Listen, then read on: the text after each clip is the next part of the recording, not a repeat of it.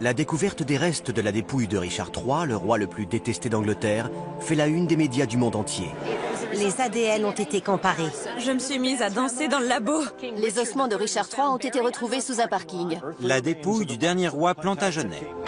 Mais les coulisses de cette découverte n'ont jamais été révélées. Si j'avais creusé 50 cm plus à l'est, on serait passé à côté. Ce documentaire retrace l'histoire de cette découverte du premier coup de pelleteuse aux dernières analyses médico-légales. On prend les dents et on les broie pour essayer d'extraire l'ADN de la poudre obtenue.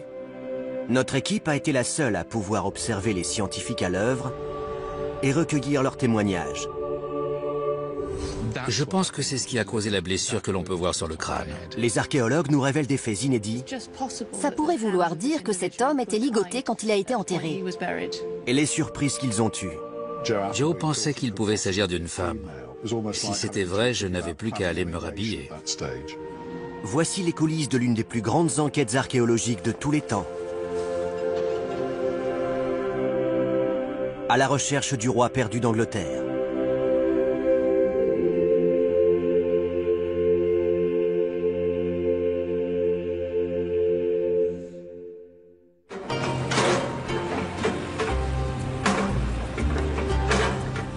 Été 2012. Le premier coup de pelleteuse est donné pour retrouver la dépouille de Richard III, dernier roi d'Angleterre de la maison d'York, mort sur le champ de bataille. Le lieu, un parking de Leicester, au cœur de l'Angleterre. C'est un lieu de sépulture assez inhabituel pour un roi. Mais l'explication réside dans les tumultes de l'histoire britannique. Richard III est mort non loin de là, à Bosworth, en 1485, en défendant son trône lors de la guerre des Deux Roses. La postérité garde de lui l'image d'un monarque tyrannique et cruel, coupable d'infanticide. Une funeste réputation que les historiens de son époque, et plus tard Shakespeare, avec sa pièce Richard III, contribueront à perpétuer. I can smile, and murder whilst I smile, and cry content to that which grieves my heart, and wet my cheeks with artificial tears, and frame my face to all occasions.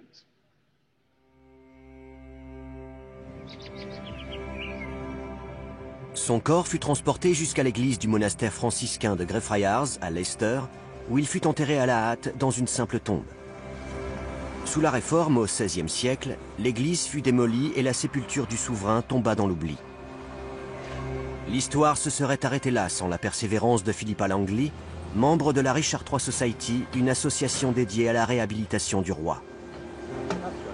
Il faut qu'on atteigne le niveau médiéval le plus vite possible. Avec les archéologues de l'université de Leicester, elle calcule l'emplacement approximatif du monastère en recoupant plusieurs cartes. Les vieilles cartes sont étonnamment précises. Le tracé des rues n'a pas changé par rapport au XVIIIe siècle. Philippa ordonne un sondage du sol au radar, mais celui-ci n'est pas concluant. La seule façon de savoir si Richard III est encore là, c'est de creuser. Les chances de trouver la dépouille d'un personnage historique, et plus particulièrement de Richard III, étaient très faibles.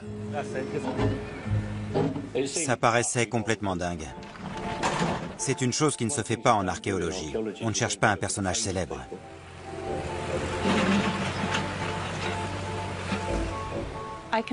J'avoue qu'on était tous assez sceptiques.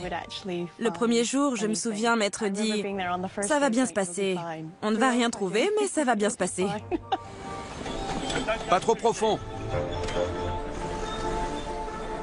On pense qu'il y a des ossements, peut-être même un squelette. Je pensais qu'on allait trouver les vestiges d'un monastère, creuser quelques tranchées à l'aveugle, reboucher et plier bagages. Mais très vite, il est devenu clair que ça allait être plus que ça. Dès le premier jour, dans la première tranchée, Matt Morris, le directeur des fouilles, fait une étonnante découverte. Mais personne ne réalise encore sa portée. J'ai trouvé quelques ossements, mais ça ne m'a pas surpris outre mesure. On savait qu'il y avait eu une église à cet endroit, et donc un cimetière. Heureusement, je ne lui ai pas coupé les jambes avec la pelleteuse. Alors, qu'est-ce qu'on a? Des ossements, probablement humains. Alors? On a trouvé des ossements humains. Visiblement, ce sont deux jambes disposées de manière parallèle. Alors je pense qu'il s'agit d'un squelette entier, plutôt que d'ossements épars. Et si c'est un squelette entier, on ne peut pas y toucher tant qu'on n'a pas l'autorisation du ministère de l'Intérieur. D'accord. Mais on peut toujours creuser tout autour et enlever la terre. Ça permettra de savoir s'il y a d'autres tombes à côté et peut-être de trouver d'autres objets liés au cimetière ou au monastère. En tout cas, c'est pas mal pour une première journée. Rien ne prouve que ces os sont bien ceux de Richard III. Il faut toujours trouver le monastère et localiser l'église ainsi que son chœur, dans lequel le souverain aurait été inhumé. Très vite, les découvertes se multiplient. Ces fragments de verre et de pierre montrent qu'il s'agit d'un site très important et certainement de nature religieuse. Rapidement, les deux premières tranchées révèlent l'emplacement du cloître et de la salle capitulaire. L'église se trouve forcément à proximité. Les indices trouvés dans la première tranchée le confirment. Si ce mur est si épais, c'est parce qu'il devait porter un bâtiment très lourd. Et je ne vois pas quel bâtiment ça pourrait être, à part une église. L'équipe dispose encore d'assez d'argent pour financer une dernière tranchée. Elle décide de creuser au nord du parking.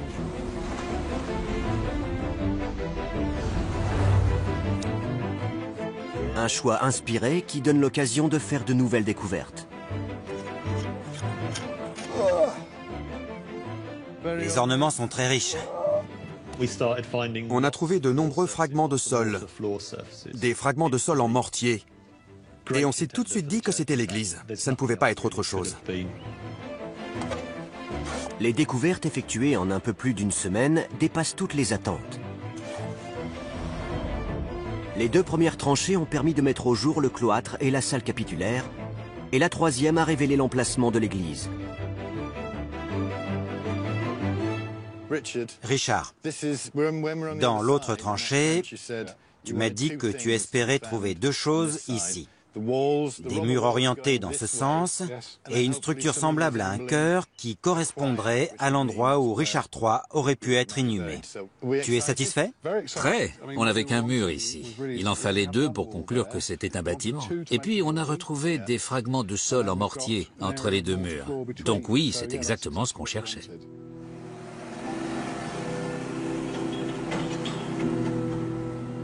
La suite des événements est inattendue. Les archéologues réalisent que le chœur de l'église pourrait s'étendre jusqu'à la première tranchée et jusqu'aux ossements trouvés le premier jour des fouilles. Tout à coup, ces ossements sont devenus beaucoup plus intéressants. Cela signifiait qu'il y avait une sépulture à l'intérieur de l'église, sur le côté est. Et c'était exactement ce qu'on cherchait. Tous nos doutes se sont envolés. On avait réussi à creuser exactement où il fallait et on avait trouvé tout ce que nous cherchions.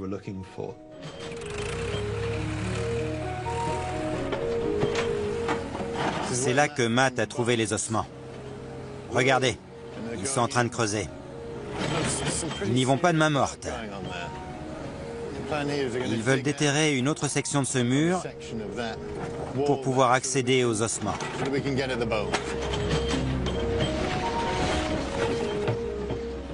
Est-ce que tu penses que les briques pourraient tomber? Non, il est bien protégé. Il n'est pas si exposé que ça. La terre le protège. Joe Appleby, ostéologue de l'université de Leicester, est venu nous aider à exhumer le squelette. Elle porte cette tenue non pas pour se protéger, mais pour éviter de contaminer l'ADN des ossements qu'elle s'apprête à analyser.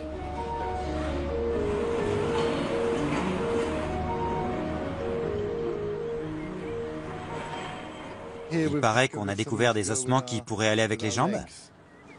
Oui. Joe a trouvé un crâne dans la tombe.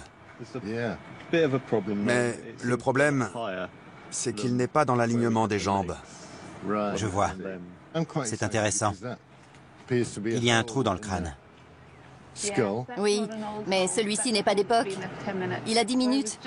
J'étais en train de creuser, la terre a glissé et malheureusement, elle est entrée dans le crâne. C'est de là que vient ce trou. Je vois.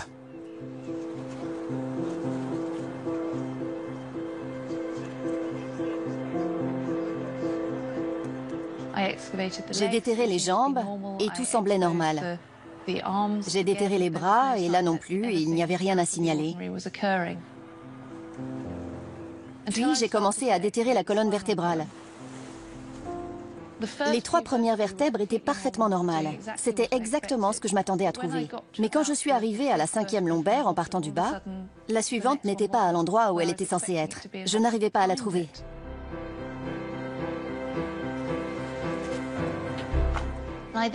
Je me suis mise alors à creuser tout autour pour comprendre ce qui s'était passé. Et j'ai découvert que la 6e vertèbre était complètement décalée par rapport à la 5e. J'ai réalisé qu'il s'agissait probablement d'une découverte historique, parce qu'on sait que Richard III avait une scoliose.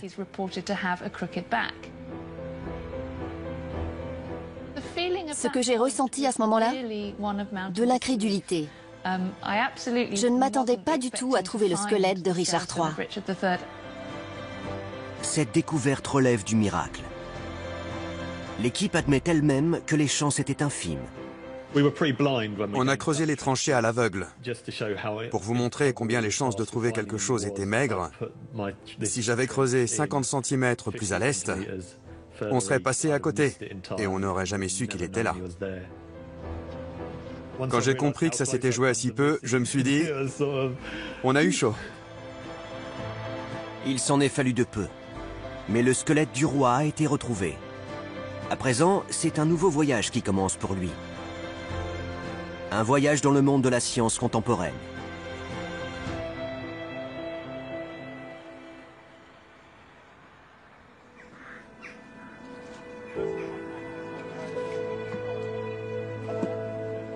Septembre 2012. Rassemblés autour de la tranchée qui contient la dépouille de Richard III d'Angleterre, les archéologues de l'université de Leicester ne savent que penser.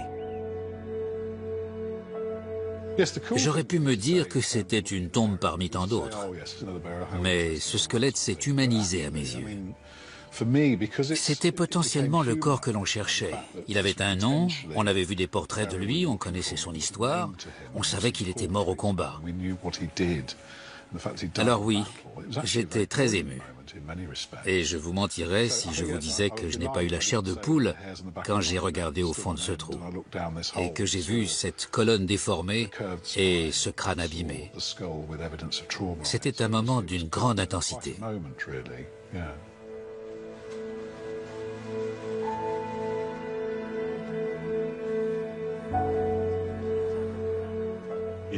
Je me suis dit, récapitulons.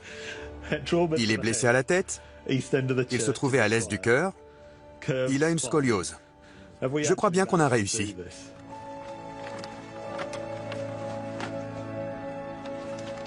Un fémur. Oui, un fémur. Nous avons exhumé la colonne vertébrale en dernier.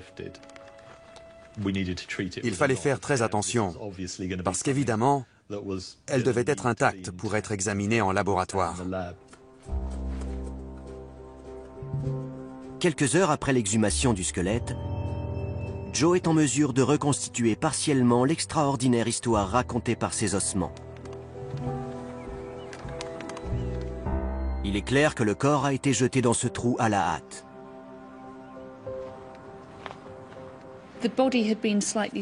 Le corps était un peu à l'étroit dans la tombe et le crâne touchait la paroi.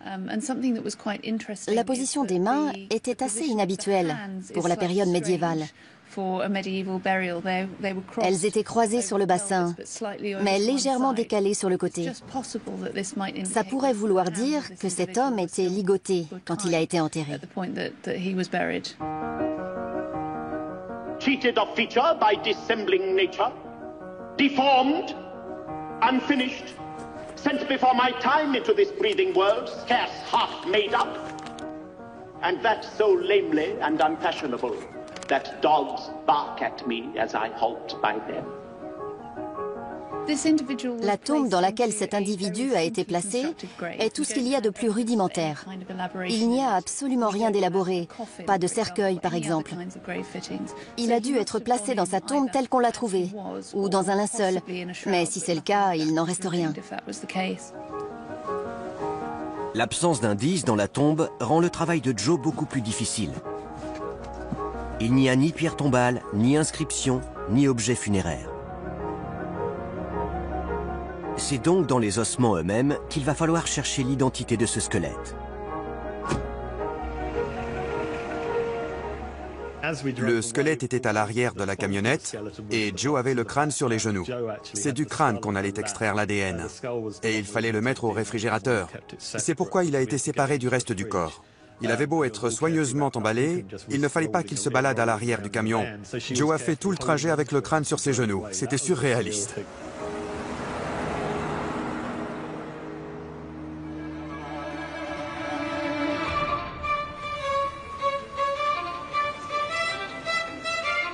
Ces ossements n'ont pas fini de faire parler d'eux.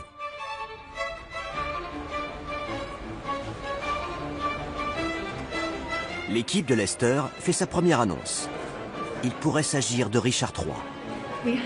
Il s'agit d'un homme qui présente des blessures de guerre et une importante scoliose, c'est-à-dire une importante déformation de la colonne vertébrale. Il a été enterré avec respect, mais de manière rudimentaire dans l'église d'un prieuré. Nous sommes tous très heureux de cette dernière découverte. Il pourrait s'agir d'un moment historique pour l'université et la ville de Leicester.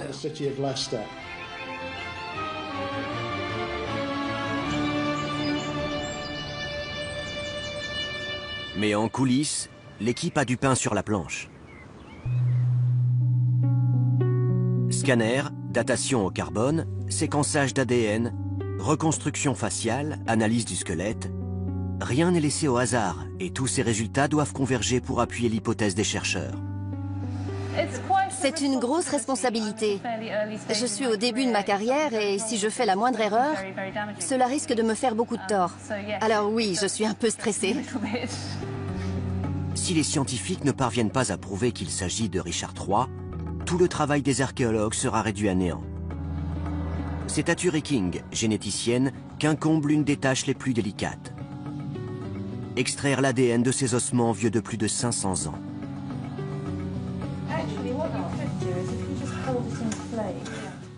Quand on travaille sur des ossements anciens, il faut faire très attention à ne pas les contaminer.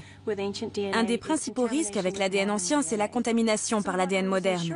Alors pendant que Joe déterrait et soulevait le squelette, je m'assurais qu'il n'y avait pas de risque de ce type. On portait des combinaisons intégrales, des masques et des gants à double protection. Pour garantir l'exactitude de l'analyse d'ADN, chaque étape doit être effectuée dans 2 laboratoires distincts. Les ossements étaient extrêmement bien conservés, mais cela ne voulait pas dire qu'on allait pouvoir en extraire l'ADN. Cela dépend entièrement du sol. J'espérais trouver des dents, parce que c'est généralement ce qui se conserve le mieux. On procède de la manière suivante. On prend les dents et dans une salle blanche, on les nettoie minutieusement.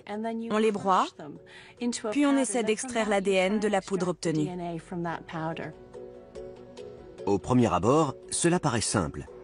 Mais l'ADN est divisé en milliers de petits fragments. Les assembler est un travail de fourmi qui peut prendre des mois.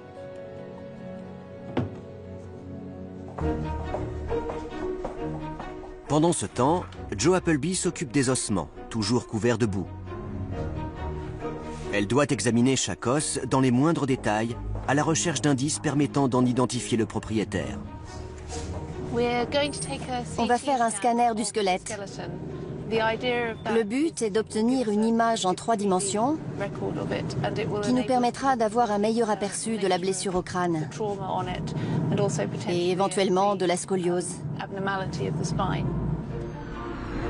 L'examen sera effectué dans l'hôpital de la ville. Ce dernier s'apprête donc à recevoir un patient pas comme les autres. Ce scanner est évidemment destiné aux patients de l'hôpital. On nous a autorisé à l'utiliser le soir parce qu'il est généralement libre en fin de journée. Mais la dernière fois que nous avons voulu l'utiliser, il y a eu un grave accident et un patient a eu besoin d'un scanner. Alors nous avons dû céder notre place, ce qui est complètement normal. J'ai prélevé plusieurs molaires pour l'analyse d'ADN. C'est une chose que je déteste faire. J'ai passé 3 heures à remuer délicatement chaque dent pour qu'elle se détache, en espérant qu'elle ne se casse pas. Le corps humain est composé de très nombreux os, 206 au total. Chacun d'entre eux doit être positionné avec la plus grande précision. La forme des vertèbres change à mesure que l'on approche de la base de la colonne vertébrale. Et le problème, ici, c'est qu'elles ne sont pas tout à fait normales. Scanner les ossements, même avec la boue, permettra de conserver une image complète du squelette au cas où il tomberait en morceaux pendant le nettoyage.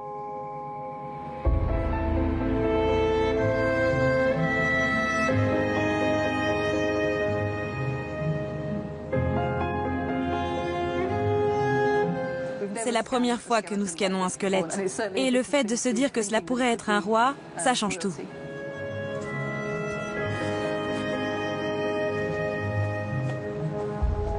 L'enquête prend un tournant inattendu. L'examen du squelette révèle certains éléments qui remettent tout en question. Il n'est pas impossible que ce squelette soit celui d'une femme.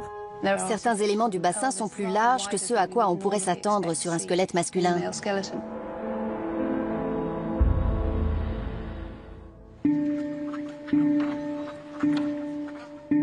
Le squelette supposé de Richard III commence à livrer ses secrets. Les scans ont déjà permis au docteur Caroline Wilkinson de l'université de Dundee de reconstituer le visage de l'individu. Nous avons superposé les différentes couches de reconstruction pour créer cette maquette en 3D. Il s'agit d'une modélisation anatomique qui aboutit à une évaluation scientifique du crâne plutôt qu'à sa représentation artistique, par exemple sous forme de portrait. Il existe un portrait très connu du souverain. Il serait intéressant de voir si le résultat de la reconstruction lui ressemble. La technique de Caroline s'appuie sur l'épaisseur des muscles et la distance entre la peau et le crâne. On dispose d'un ensemble de mesures prises sur une population d'hommes européens blancs âgés de 30 à 40 ans. Sur la base de ces mesures, le logiciel place des chevilles virtuelles qui donnent une carte de contour facial. C'est ce qui va nous permettre de produire une représentation et de construire petit à petit la structure musculaire à partir du crâne.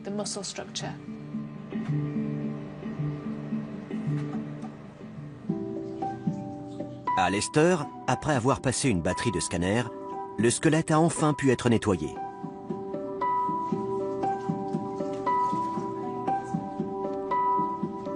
Le travail de Joe peut commencer.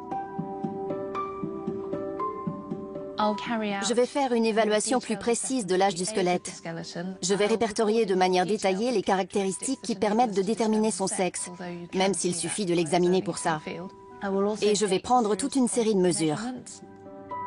Selon les données relevées, l'individu devait mesurer environ 1,73 m et est mort autour de l'âge de 30 ans.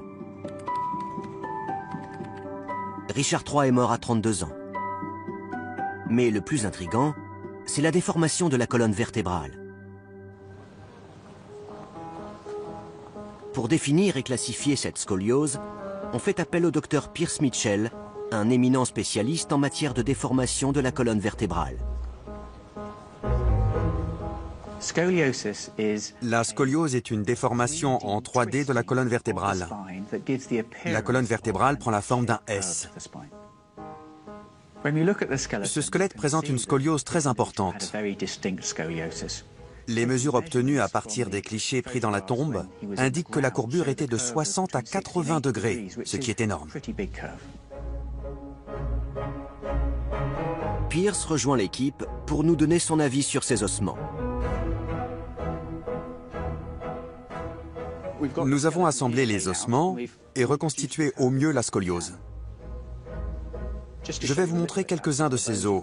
Ici, on peut voir que l'os a poussé autour des ligaments qui relient cette vertèbre à celle du dessus. Cela indique que la scoliose était très importante. chose fascinante, Pierce est en mesure d'affirmer que cette scoliose n'était pas présente à la naissance. Quand on examine ces os, on peut voir qu'ils ont une forme à peu près normale. Cette scoliose n'est donc pas de type congénital.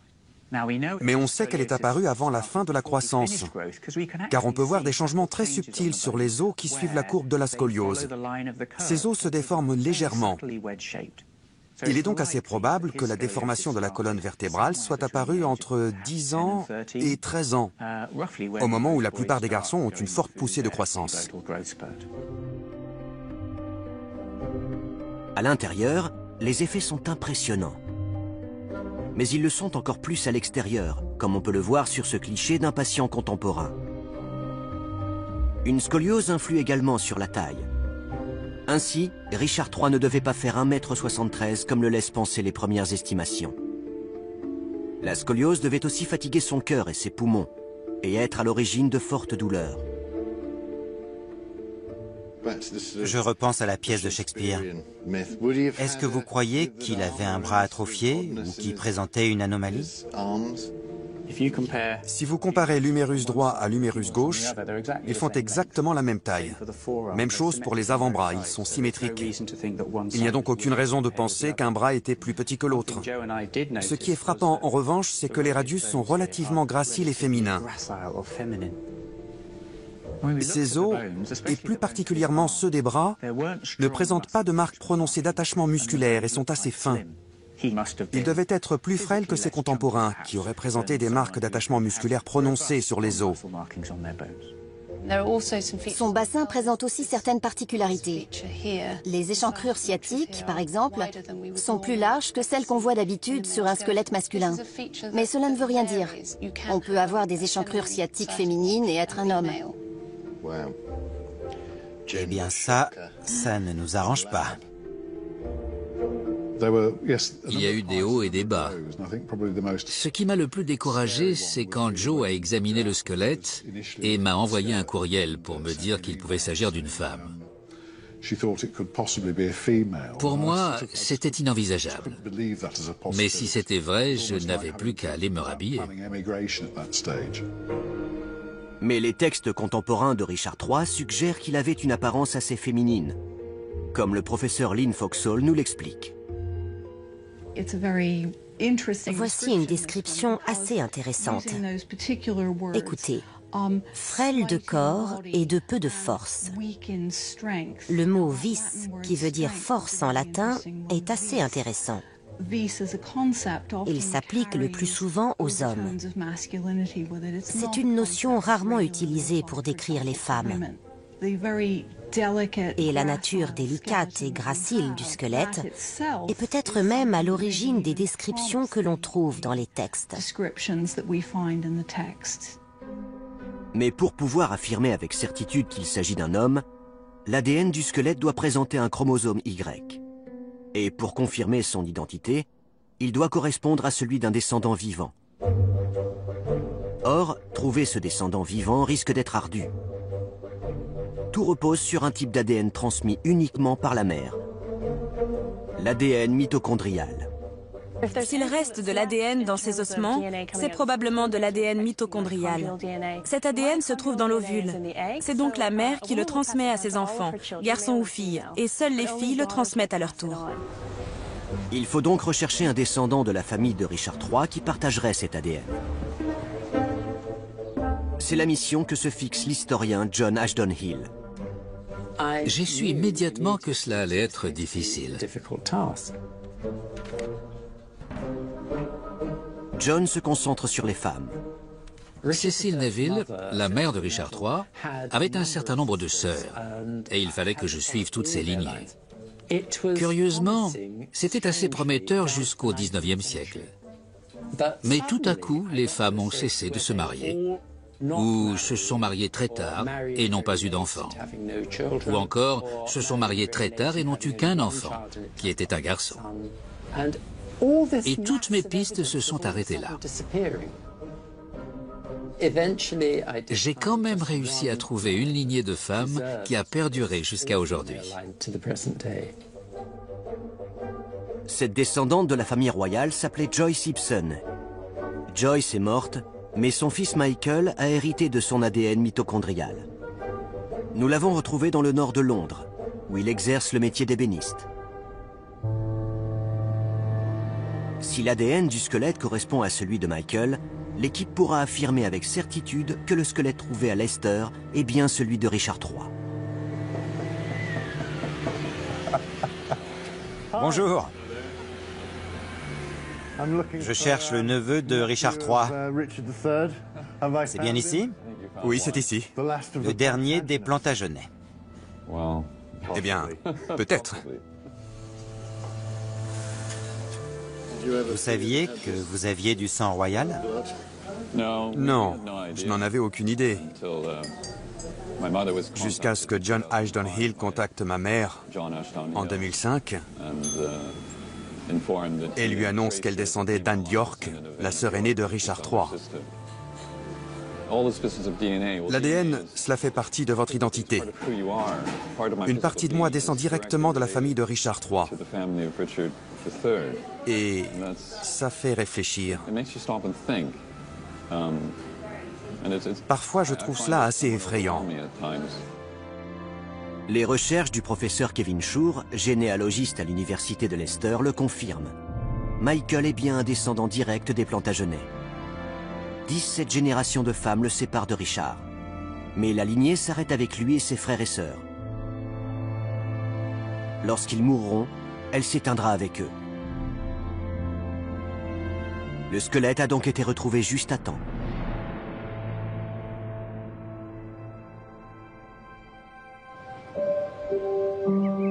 À Leicester, Michael rencontre Turi King, la généticienne du projet. C'est fantastique. Ça devrait suffire. J'ai ici un échantillon de l'ADN de Michael Ibsen. Il provient de l'ajout de Michael. Et il contient une grande quantité de cellules. Je vais en prélever un petit échantillon, extraire l'ADN, puis séquencer l'ADN mitochondrial et le comparer avec celui du squelette. Cette fois-ci, Turi n'aura besoin que de quelques jours pour analyser et séquencer l'ADN de Michael, qui est en bien meilleur état que celui du squelette. Ça, c'est un extrait du séquençage de l'ADN de Michael.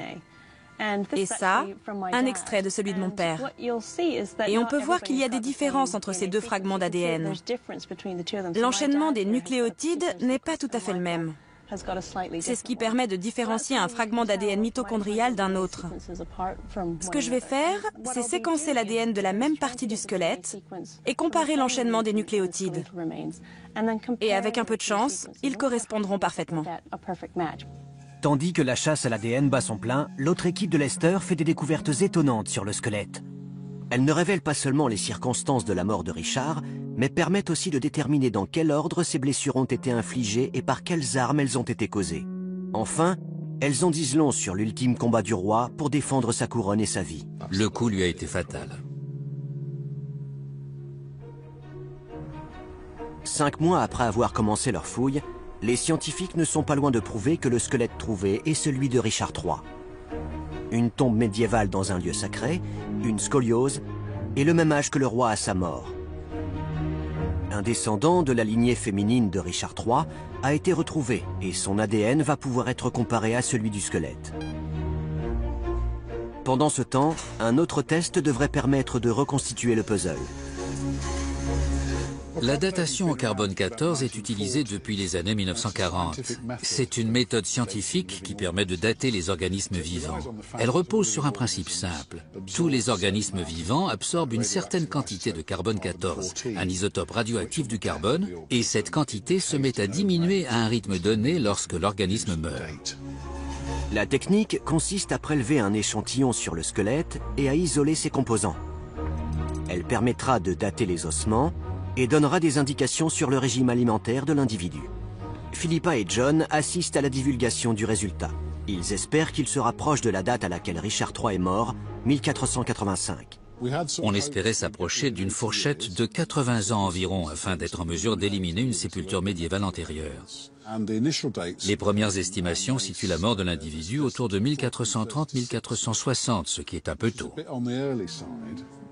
Quand j'ai lu les premières datations et que j'ai vu qu'elles situaient la mort du personnage entre 1430 et 1460, je me suis dit, zut, c'est un peu tôt.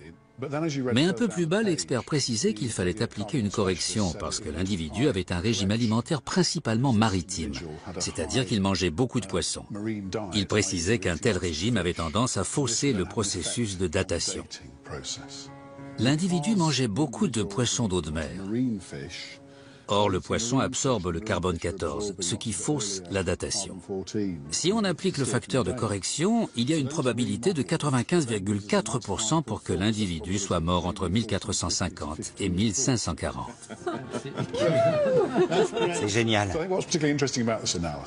L'individu avait un régime très riche en protéines, c'est-à-dire en viande et surtout en poisson, ce qui prouve qu'il était socialement haut placé. Car les études menées sur de nombreux sites de fouilles montrent que la population de Leicester, au Moyen-Âge, se nourrissait principalement de brouets et n'avait que très rarement accès à de la viande ou du poisson frais.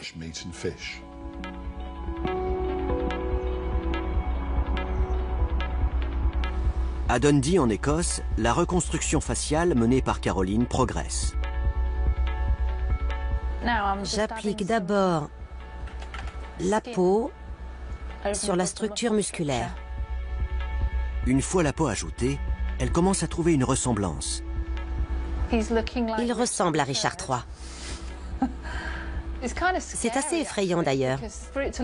Et quand je vois ça, je me demande si on a été objectif dans notre démarche. Je vais donc devoir tout vérifier pour m'assurer que les normes anatomiques ont bien été respectées. Mais je suis sûre que c'est le cas. La ressemblance avec le portrait de Richard III est frappante, ce qui est une très bonne nouvelle. L'étape suivante consiste à élaborer une maquette en 3D avec la peau et les cheveux. Ce sera plus frappant quand on aura ajouté les textures superficielles. Pour l'instant, ça ressemble plus à un buste en argile qu'à un être humain.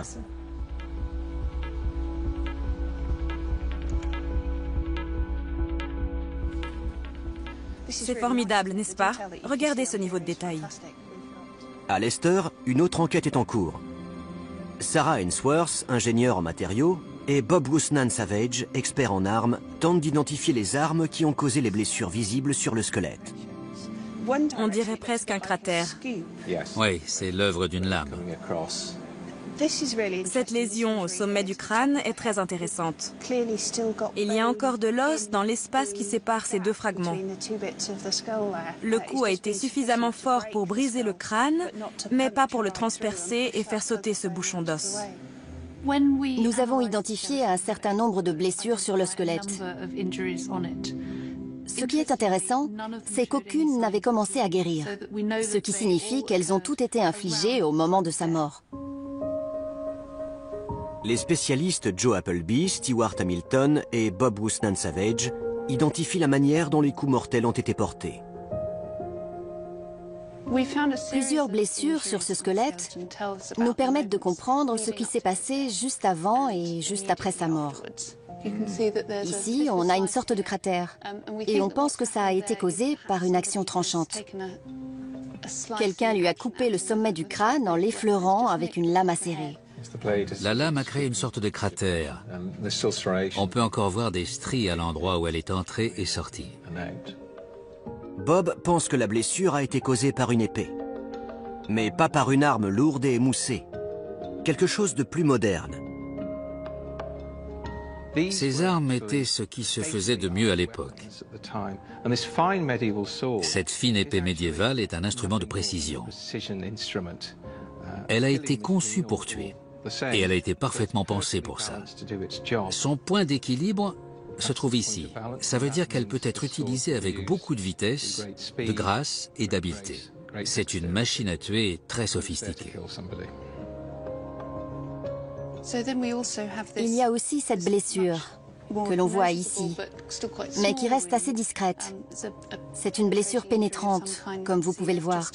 La plaie d'entrée, au sommet du crâne, est très petite. La blessure pénétrante que l'on peut observer sur le dessus du crâne a probablement été infligée par une arme comme celle-ci, une dague à rouelle. Comme vous pouvez le constater, la lame est très fine, très robuste, et elle présente 4 faces.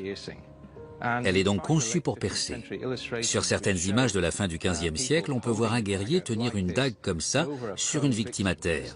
On posait l'extrémité sur la tête et on appuyait sur le pommeau. Je pense que c'est ce qui a causé la blessure sur le crâne. Et puis, il y a la blessure la plus visible, cet énorme trou dans le crâne.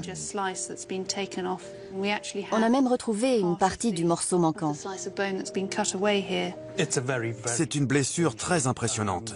Le coup a dû être extrêmement violent pour ouvrir le crâne comme ça. Compte tenu de l'emplacement de la blessure, le cerveau devait être exposé. Comme nous le savons tous, le cuir chevelu est une zone très vascularisée du corps. Il y a énormément de vaisseaux sanguins à cet endroit. Quand vous vous ouvrez la tête, vous avez du sang partout. Or, il y a des endroits où le cuir chevelu était ouvert. Ces blessures devaient donc saigner abondamment. Et le cerveau devait être visible. On ne survit pas à ce genre de blessure. Non. Pas même avec les techniques de neurochirurgie moderne. Je pense que c'est le coup qui a entraîné sa mort. Cette arme est une hallebarde. Comme vous pouvez le voir, la lame ressemble à celle d'une hache. Et à l'époque, elle devait être très tranchante.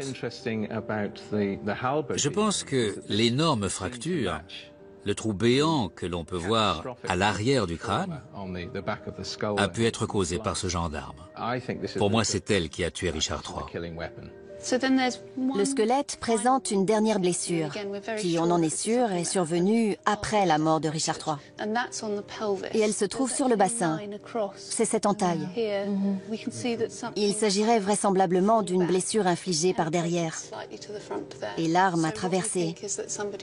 On pense qu'il a été poignardé avec une arme blanche. Dans les fesses? C'est ça. D'accord.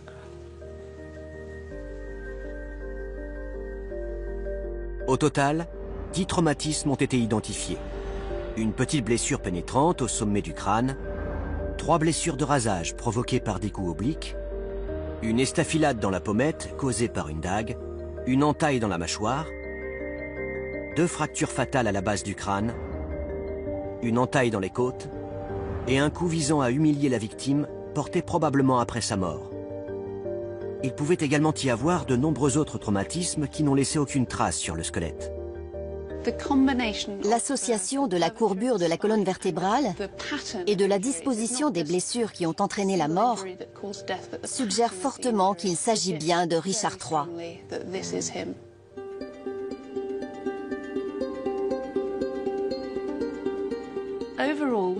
Il y a un certain nombre de coïncidences, et lorsqu'on les réunit toutes, les probabilités pour que ce ne soit pas Richard III sont vraiment très faibles. Il ne manque plus que la preuve ultime. Une correspondance de l'ADN. Turiking réunit les médias pour leur annoncer le résultat de l'analyse. Je ne sais vraiment pas quel est le résultat. Bonjour. Bon. Si l'on compare l'ADN de Michael et celui du squelette, ils correspondent. Ça alors? L'enchaînement des nucléotides est le même sur les 2 fragments d'ADN. Richard III et Michael partagent même un type d'ADN mitochondrial extrêmement rare, appelé haplogroupe J1C2C, et porté par 1 à 2% de la population. Cela rend la correspondance encore plus fiable. Quand j'ai reçu les premiers séquençages et que j'ai réalisé qu'ils correspondaient, je suis restée sans voix. J'étais très émue. Turiking explique également qu'elle est parvenue à isoler un chromosome Y, ce qui prouve qu'il s'agit bien d'un homme. Ce qui était formidable avec cette nouvelle, c'est qu'elle nous permettait d'affirmer avec certitude qu'on avait trouvé Richard III. Sans cette correspondance de l'ADN, ce serait resté une probabilité. Pour corroborer les résultats de l'analyse génétique, Kevin Schurer et Turiking ont pu étudier un second échantillon d'ADN d'un autre descendant de Richard III, une femme cette fois-ci. Et une fois de plus, Les ADN correspondent. Je suis maintenant en mesure d'affirmer que l'ADN maternel des descendants de Richard III et celui du squelette trouvé sur le site de Greyfriars correspondent.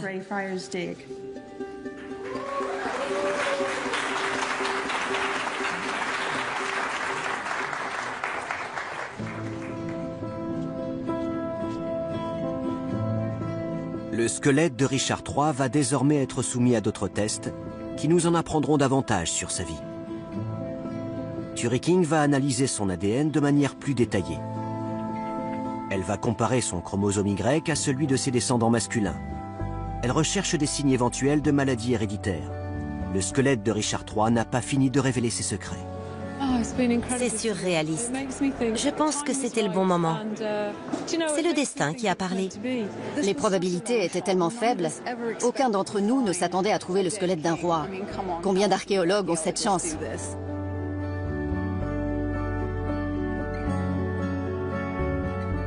La ressemblance entre le résultat de la reconstruction faciale et le portrait du roi est frappante. On connaît aujourd'hui le visage de Richard III. Cette enquête aura été une aventure extraordinaire pour tout le monde. Après tout, on ne trouve pas si souvent la dépouille d'un roi sous un parking.